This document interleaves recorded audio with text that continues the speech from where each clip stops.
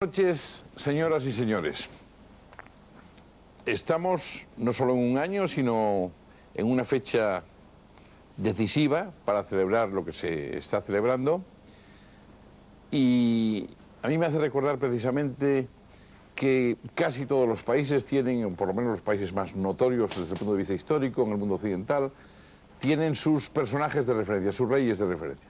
Yo estaba pensando, y espero que nuestros especialistas de esta noche no me corrijan demasiado, que pues en Francia tienen a su Luis XIV y a su Enrique IV antes quizá, en Inglaterra, hoy Gran Bretaña, a su Isabel I y a su Enrique VIII, por ejemplo, y hasta recientemente en los países de historia más reciente, como Estados Unidos, tienen a su Washington y a su Lincoln. Yo creo, y no sé si me equivoco, que nuestros reyes de referencia históricos fundamentales son probablemente estos que ustedes acaban de ver como protagonistas de este magnífico documental del que es guionista María José Rodríguez Salgado. Carlos V, Carlos I nuestro, y Felipe II. Como ustedes saben, estamos en el centenario de Felipe II. Y en este primer capítulo de estos varios coloquios que vamos a dedicar a diferentes aspectos tanto de Felipe II como de su mundo, el de hoy es precisamente, como ustedes han podido ver a través del documental, el referente a la sombra del emperador. En qué medida el padre influyó sobre el hijo, cuáles eran sus relaciones, y para ello contamos con algunos de los mejores especialistas que pueda haber para hablarnos del asunto. Yo lo único que les tengo miedo, se lo he dicho a ellos, o sea que ustedes ya irán viendo a lo largo del programa, es que como saben demasiado, pues se nos pase. Y lo que queremos es, ustedes y yo, aprender de ellos precisamente. Don Manuel Fernández, que es catedrático emérito de la Universidad de Salamanca y académico de la historia. Buenas noches, don Manuel. Buenas noches. Y conocido de todos ustedes a través de numerosos programas de televisión. Don José Cepeda, de la Universidad de Salamanca también y de la de San Pablo, emérito de la de Salamanca y de la de San Pablo. El profesor Edelmeyer, Friedrich Edelmeyer, que habla perfectamente español, por lo tanto no hay que ponerle se puede corregir para que esto sea naturalmente, de la Universidad Complutense y de Granada. Yo en Salamanca no he tenido la suerte de estar nunca con Manolo. Que es el de Salamanca y usted de la Complutense. Así le damos un poco de animación. Naturalmente, no, nada más. Corríjame, que yo soy un mal alumno, no es cierto. Sigue. Edelmeyer, que sí es de profesor de Historia Moderna en la Universidad de Viena y que habla español, por lo tanto no necesita traducción ninguna. Buenas noches. Buenas noches. Y don José Ignacio Fortea, que también es profesor de Historia Moderna, no va a ser de Antigua en el caso que hoy nos ocupa, de la de Cantabria. Buenas noches. Pues dicho, empezamos, y yo hago la pregunta más elemental posible para empezar. ¿Realmente era tan dependiente como se ha dicho en algunos momentos Felipe II de su padre? Psicológicamente hablando, naturalmente. Yo diría, creo que en un principio diría que hay bastante dependencia, sobre todo la etapa inicial de aquel chiquillo que ve al padre siempre ausente y que está cargado de una aureola de gran soldado que lucha por una Europa cristiana unida o frente al turco. Entonces que eso tiene tal aureola de hombre heroico, de rey heroico, que claro, esa carga llega a las noticias en torno de ese príncipe niño, y yo creo que en ese sentido, y además no hay que olvidar que en la educación del príncipe hay una etapa fundamental, que es cuando el rey emperador lo toma bajo su custodia y trata de hacer de él un futuro rey a lo largo de esos años, el 42, 43, con esas instrucciones tan interesantes del año 43 y voy a dejar eso ya, sí.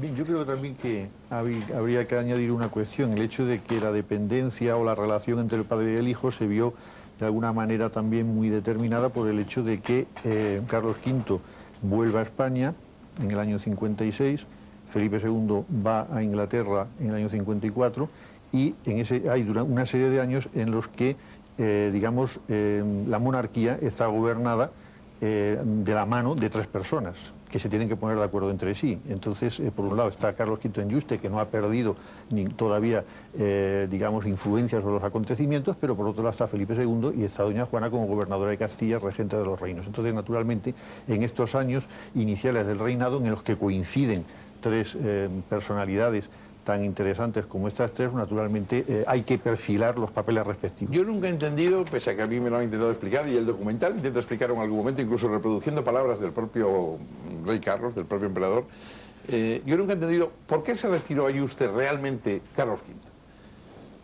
¿Por qué? Es decir, él que si ya estaba mayor, que si no podía hacer lo que tenía que hacer, si se retiraba a morir, pero lo cierto es que él seguía influyendo sobre la política del imperio, ¿no? Sigue influyendo porque su hijo le pide, sigue pidiendo todavía pues consejo, y hay unas cartas, y la hija Juana, por supuesto, que está mayor, pero hay que pensar que ¿por qué? La pregunta de por qué se retiró, esa es, ¿por qué? Realmente, ¿qué hay en el fondo? Que lo dice él, es un ascetismo, es el personaje que ya está ansiando olvidarse del poder.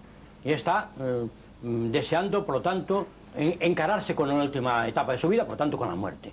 Y eso, hay una referencia muy interesante, que es cuando tiene un diálogo con San Francisco de Borja. Entonces, como también San Francisco se había retirado del mundo hacia la Compañía de Jesús, él comenta cuando va a verle, dice, ambos hemos hecho lo que habíamos planeado, es decir, que habían conversado antes de ese retiro mutuo, y entonces él había cumplido también aquella palabra que le había dicho a San Francisco, de que a él también le interesaba dejar el mundo, lo mundano. Cepeda y Ermelles no han hablado todavía. Pero no del todo, porque él dirigió desde Yuste, en el breve tiempo que vivió, la política europea, por lo menos con cartas y emisarios, con lo cual gran parte de la política nueva de Europa la llevaba él, a pesar de, en efecto, su aspecto de retiro y de religiosidad, dirigía también aquello. En cambio hay un aspecto curiosísimo, cuando se ha hablado en el guión, que hemos visto muy bonito, de dos personalidades. Carlos es el hombre viajero. Para él Europa, diríamos en broma, resulta demasiado pequeña y la recorre continuamente, porque cree que su presencia en los lugares de conflicto lo puede arreglar. En cambio su hijo, que empieza viajando tanto, porque su padre le lleva, cuando muere su padre, se encierra en España. Un Carlos viajero interminable por Europa y un rey que se encierra en España. ¿Puede influir en eso el hecho precisamente de que Carlos, al fin y al cabo, pues sea un extranjero en origen, ¿no? Nace en Gante, tiene toda la sangre alemana que tiene por el otro lado. No, quisiera que mis compañeros dijeran a esto. Felipe II, desde que te muere su padre y vuelve a España, no vuelve a salir. No es que no deje de intervenir en Europa, y mucho, económicamente, enviando tropas, oponiéndose a las rebeliones, pero en España. No le gusta viajar. Es decir, este hombre que ha estado, Felipe II, tan entrañable y unido durante mucho tiempo a su padre y jugando su carta, cuando viene a España no le gustan los viajes. Ahí tiene una referencia, profesor del Meyer, interesantísima. Es que primero la pregunta, Carlos V o Carlos I, un extranjero, es que hay que preguntarse con los Habsburgos dónde no eran extranjeros, porque como tenían tanta mezcla de sangre, de dinastías europeas, eran extranjeros en todos los países o no, ¿no? Pues, yo le he oído, por cierto, al actual emperador, Habsburgos, en fin, entre comillas, ¿no? Sí. Otro Habsburgo le he oído decir, en el fondo nosotros somos borgoñones. Sí, no, además la Casa de Austria siempre, desde la Baja Edad Media, era una casa muy internacional. Por eso la pregunta esta de extranjero o no es una pregunta que casi no se puede yo me refería a lo de los viajes. Sí, al nacer le encanta, al nacer fuera de España, digamos, claro. pues que él estaba acostumbrado a ese mundo pero sin fronteras. Esto de Yuste, hay que preguntarse incluso... Yuste es un sitio bastante agradable, el clima es bueno, incluso un emperador es un ser humano y tiene derecho... El emperador es un ser humano. y tiene derecho de, entre comillas, jubilarse y además la jubilación de un emperador por fin no era una jubilación, porque es que es a lo que yo me refiero. A mí me da la impresión de que dice, voy a jubilarme, me retiro a bien morir, no, pero luego no es así. Bastante bien todavía la política a través de cartas y sabe de todas las cosas que pasan en el mundo que gobernaba antes. Por eso Esto de Yuste no tiene, creo yo, tanto peso o tanto valor. El emperador está ahí para retirarse de un mundo que era bastante hostil al final. Fracasó en muchos asuntos, en el Sacro Imperio, por ejemplo. Era imposible de llegar a un acuerdo con los protestantes, con su catolicismo. Esto le molestaba, pesaba mucho, y por eso yo le puedo entender perfectamente. Perfectamente, lo puedo entender. Ahora, ¿por qué Yuste? Ahí está la pregunta, ¿por qué Yuste? Yo ahí creo que Yuste, porque hay un amigo, un compañero de armas de Carlos V, que es don Luis, el que hace de Ávila y Zúñiga, el que hace los comentarios a la guerra de Alemania, que es compañero de él en esa última gran campaña de Carlos V, que es el que le dice, porque él era extremeño, él era de Plasencia, y dice, hay un sitio en España, y por eso presente. Entonces, cuando se entera que en Yuste hay un convento jerónimo, que era la orden jerónima, era la que a la dinastía... Que mandaba entonces, ¿no? Sí, no, es que era la que verdaderamente más venerada por los austrias, hombre. Bueno, y por los la dinastía Avis también, evidentemente. Sí. Entonces dice... La Avis de Portugal, vamos. Sí, la de Portugal. Sí. De manera que entonces dice, bien, pero que se haga allí un palacete, algo para que pueda estar yo adosado a ese convento, en ese retiro. Lo que pasa es que parece ser que el hombre se sintió un poco defraudado cuando llegó a Yuste, en el sentido de que encontró que su palacio no estaba terminado, recuerdo, no estaba terminado, con los planes, y las condiciones de vida fueron bastante precarias al principio, al menos, ¿no? Pero de todas maneras, ni él ni su corte se sintieron muy a gusto al principio. Los disgustos de Carlos V en Yuste hasta final fueron continuos. Por ejemplo, los vecinos de un pueblo al lado le robaban la leche de sus vacas. Él iba allí, pues eso, entonces los frailes se ocupaban de rezar y el hombre le gustaba, tenía un ganadito de pisa y los vecinos de al lado le ordeñaban, y cuando iban a sacar leche no tenía. No le llegaban los correos a tiempo y él quería seguir interviniendo en la política de Europa. Y sin embargo... No me extraña que digan ustedes que le iban a consumar al emperador, si ni siquiera tenía para dominar su producción de leche. No, por eso los que estaban más enfadados no era Carlos V, sino sus cortesanos. Sí, porque claro, todavía cuando llegan a Jarandilla, claro. dice, hombre, el Palacio de Jarandilla gran cosa es. Claro, ya sabemos, el conde de Oropesa. Pero claro, cuando ven que tienen que ir a Yuste, dicen, Dios mío, ¿de qué es esto? Porque ellos ni siquiera en Yuste estaban. En Yuste solamente estaba el emperador. Debería repartidos por los pueblos, repartidos por cuancos, por algunos pueblos por allí, sí. Por toda la vera aquella, ¿no? Sí, sí. Sí, cuando llegaron a visitarle a la reina Leonor y María... David, que has planteado, y estaríamos mucho tiempo, es sencillamente esa pregunta final que has hecho.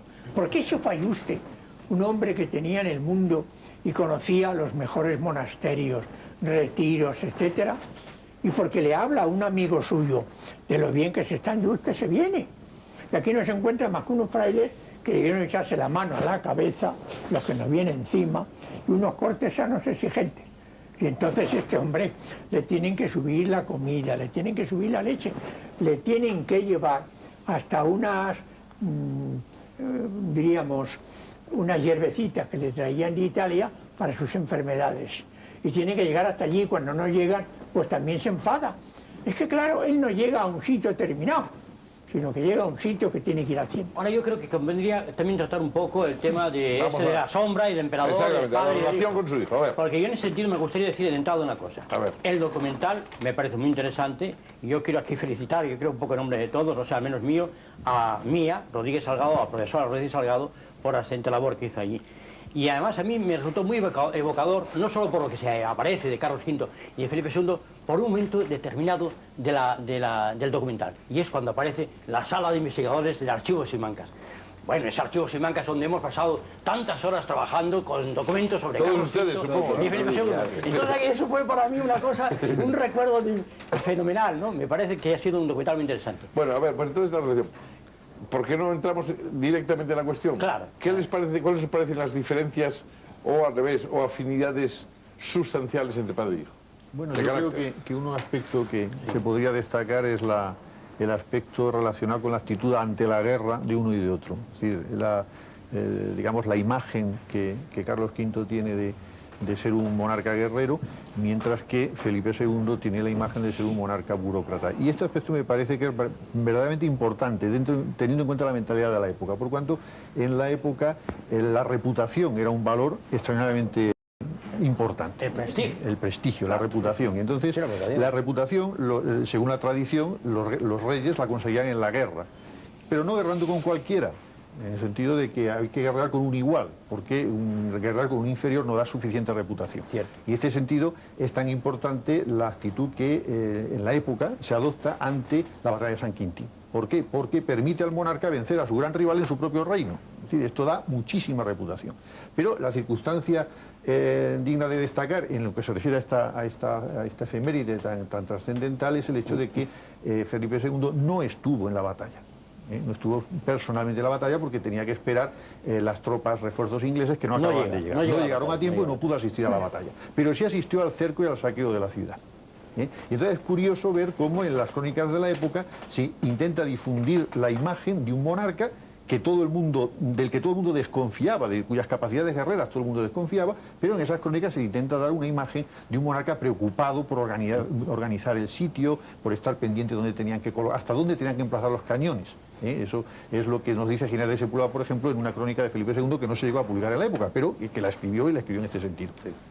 No, pero es que hay que decir, bueno, Felipe II no estaba personalmente en las campañas de guerra, pero había en su época tantas guerras como en la época de Carlos V. Pues Felipe II no es un rey más pacífico que Carlos V. A lo mejor podemos decir que las guerras de Felipe II no están en tantos sitios diferentes, pero tampoco es correcto así, porque el imperio de Felipe II ya era bastante más grande que el de Carlos V, ¿no? Por eso hay permanentes guerras en todas las partes del mundo.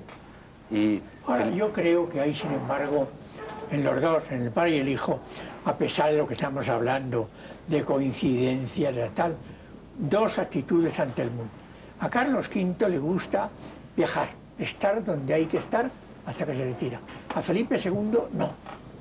Hay un hecho que los historiadores... Perdona que un segundo, una inciso muy breve. Sí. Le gusta viajar, ver y ser visto.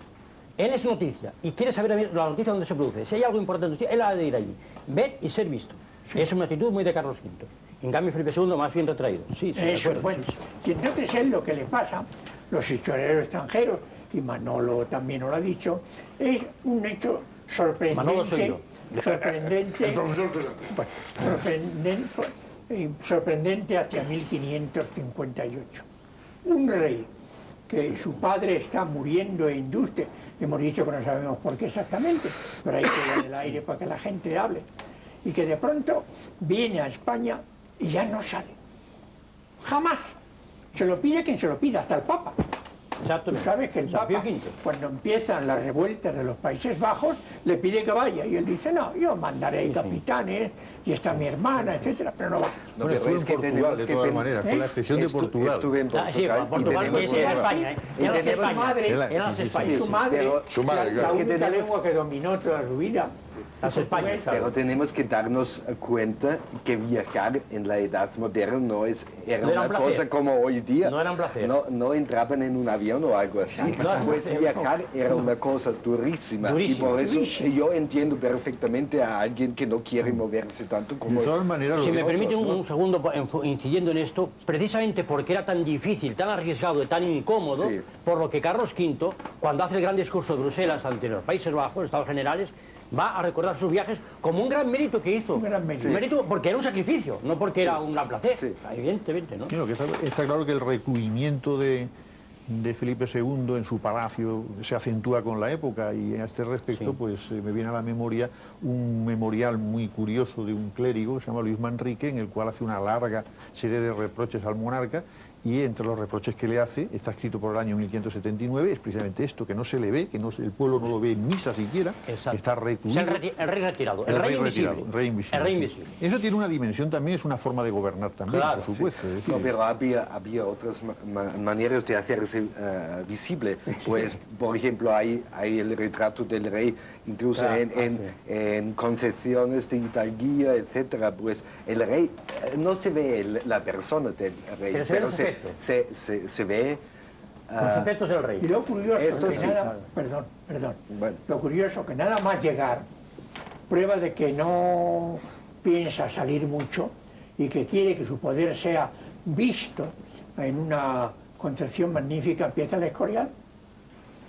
El Es año decir, él 63. se queda aquí, ¿eh? La empieza el año 1563. Exactamente, y empieza a pensar en construirse un lugar donde pueda estar y empieza también a dar importancia a los sitios reales cercanos a Madrid. Sí. Sus viajes en primavera, acompañando a la emperatriz a los jardines de Aranjuez. ¿eh? En cuanto al carácter, ¿puede influir también en ese retraimiento de que tiene fama Felipe II, que no sé si es real o no, o es No, sencillamente... es real. Sobre todo Es se real. acentúa, como acaba de decir el profesor Fortea, se acentúa con la edad, claramente. Con la edad. Sí, sí. Pero luego hay una imagen como tétrica que se ha transmitido. ¿Cómo?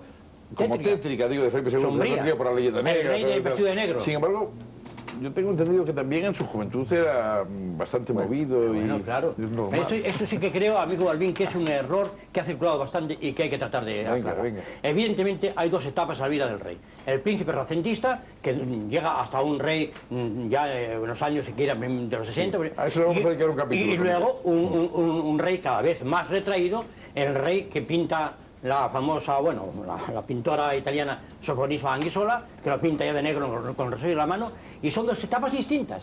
Y no se puede decir por eso que la etapa del príncipe renacentista va a ser la del príncipe, la del rey de siempre, no. Eso llega hasta un periodo de tiempo de su reinado, hasta el año 73.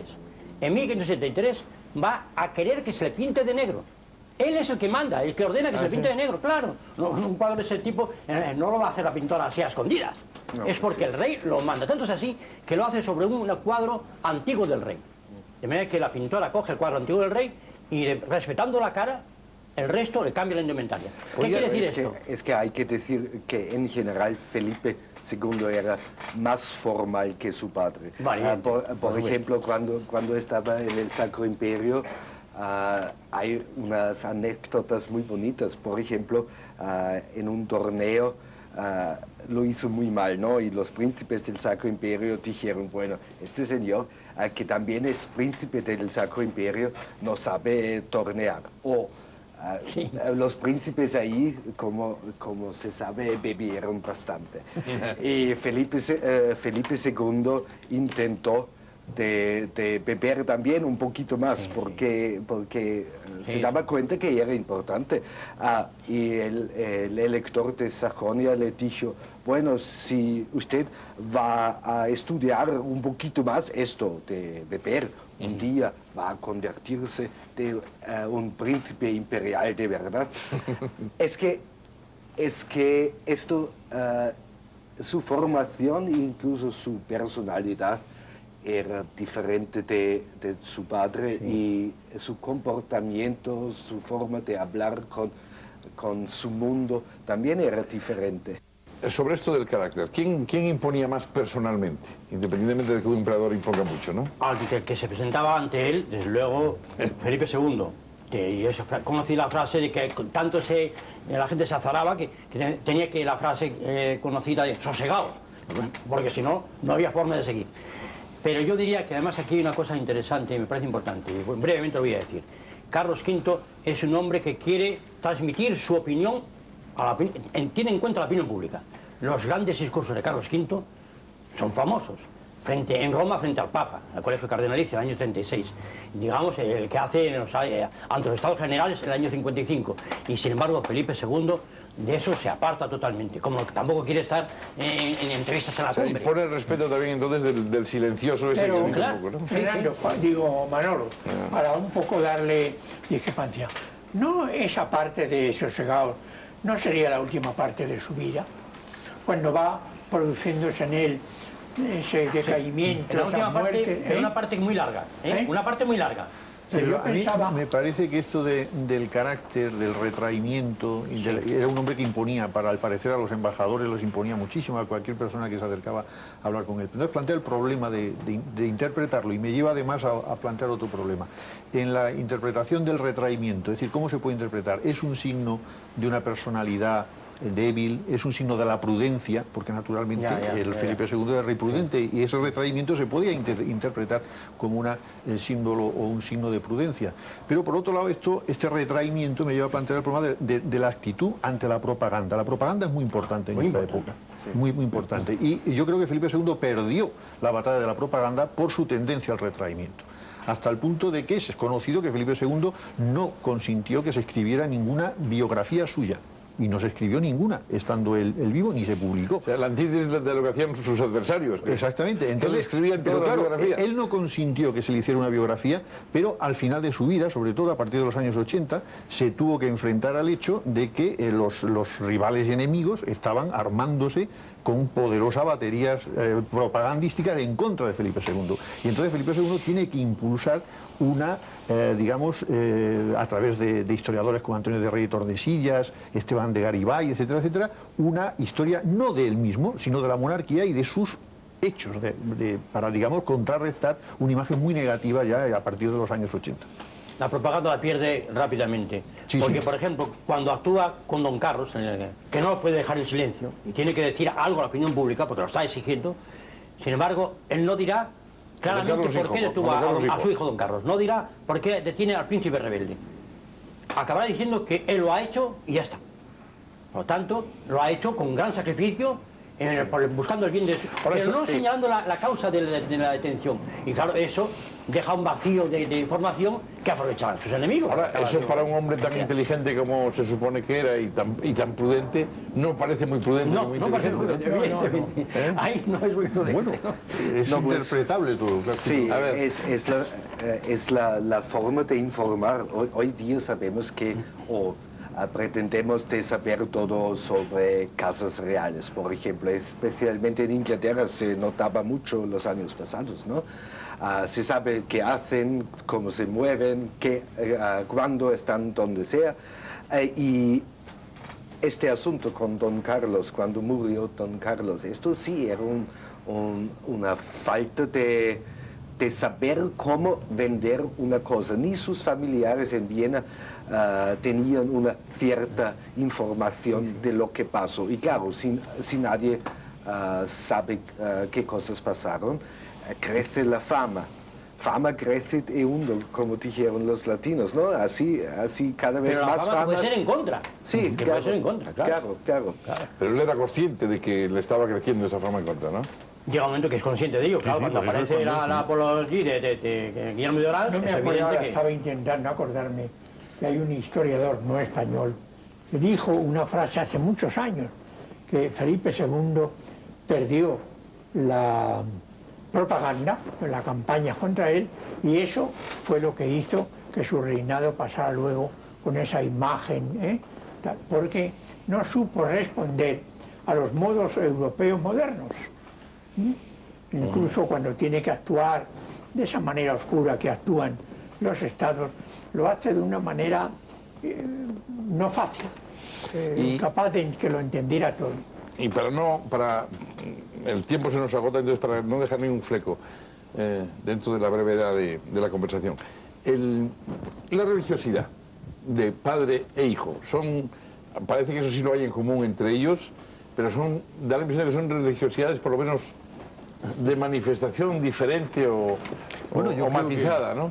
Yo creo en el documental se habla de que la religión acabó uniendo bastante al padre y al hijo, y es cierto que Carlos V inicialmente adoptó una actitud erasmista, ciertamente liberal, pero eso se fue apagando a medida que el conflicto religioso iba creciendo en Europa, y finalmente Carlos V se convierte en una persona que da instrucciones sumamente tajantes a su hijo, inquisitoriales, es decir, de fomentar la Inquisición, de hacer triunfar la intolerancia, de perseguir ahora la disidencia, etcétera, etcétera.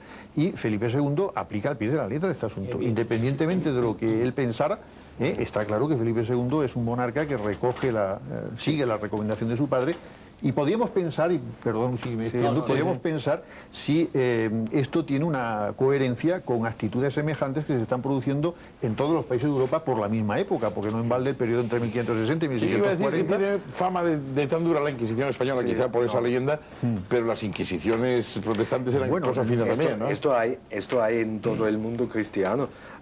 Formas, a lo mejor no se llaman Inquisición, pero el control confesional, o ahora mismo se llama la confesionalización, que también es una forma de modernizar a un Estado.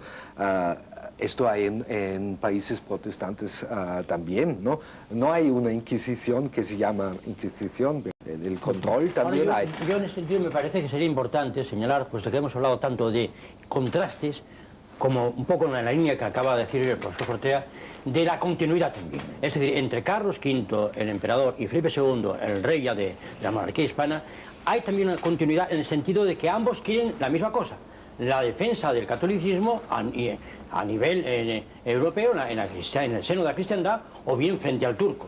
En ese sentido creo que también se puede hablar, aunque la manera de cómo van a tratar de conseguir esos objetivos sea distinta, pero el mismo objetivo sí que estará planteado. Sí. No, pero es que Felipe II tenía muchas relaciones con príncipes protestantes también. En el Sacro Imperio incluso pagaba a muchos protestantes pensiones cada año, etc. Pues esto tenía relaciones duras con los protestantes en sus reinos. Esto sí, pero fuera de sus reinos les trataba...